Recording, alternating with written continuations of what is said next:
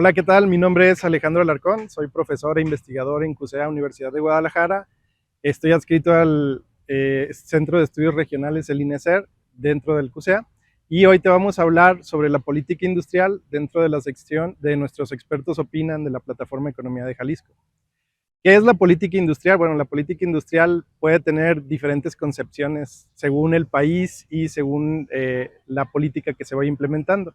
En algunos casos significa reducir impuestos, en otros casos significa incentivar las exportaciones, en otros casos significa reducir las tarifas de importación, etcétera. Depende mucho de cuál sea la finalidad que se quiera llegar dentro de un país para hacer un desarrollo propiamente industrial.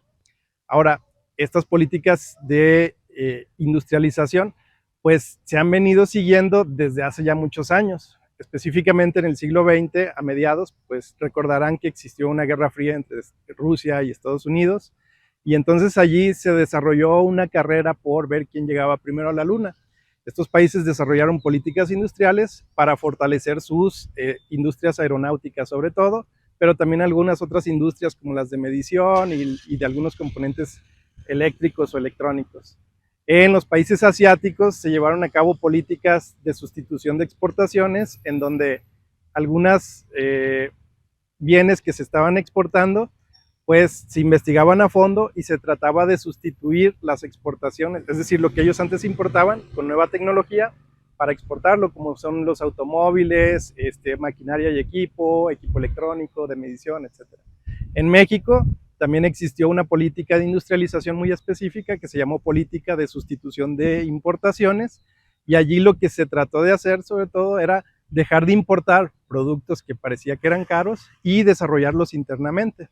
Estas políticas de industrialización pues tuvieron un declive porque, bueno, había diferentes críticas. Una era que estas políticas se prestaban mucho a algunas prácticas de corrupción y entonces se dejaban un poco de lado. Otra de las razones es que la inversión pública muchas veces desplazaba la inversión privada y esto generaba pues, resultados no deseables.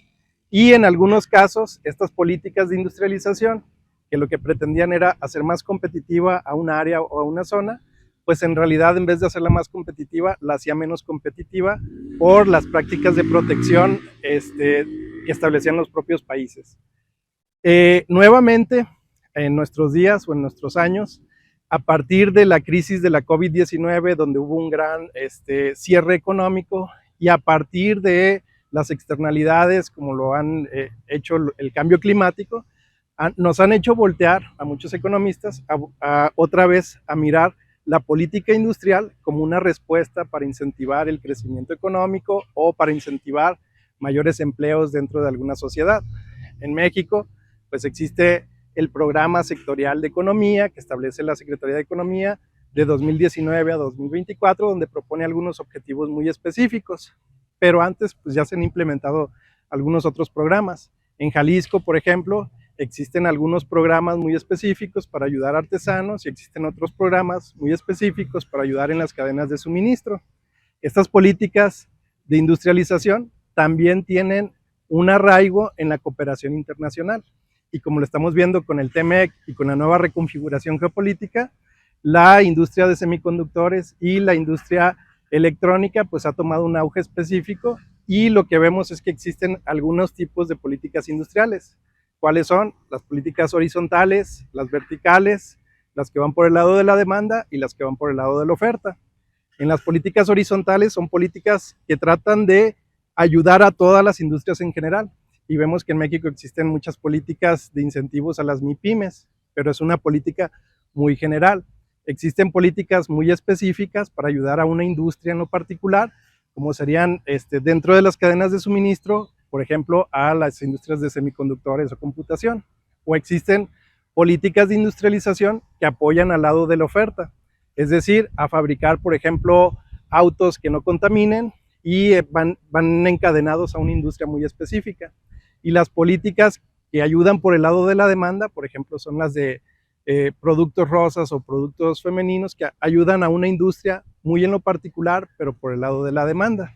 En mi opinión, las políticas que se están implementando dentro de Jalisco y dentro de México pues son políticas muy horizontales, y yo creería que se deben de incentivar políticas industriales que sean un poquito más específicas y que de alguna manera obliguen al Estado a intentar elegir entre industrias que son ganadoras y tratar de incentivarlas. Claro, no se trata de dejar de lado el resto de las industrias, pero sí de mirar a una nueva política industrial en el futuro.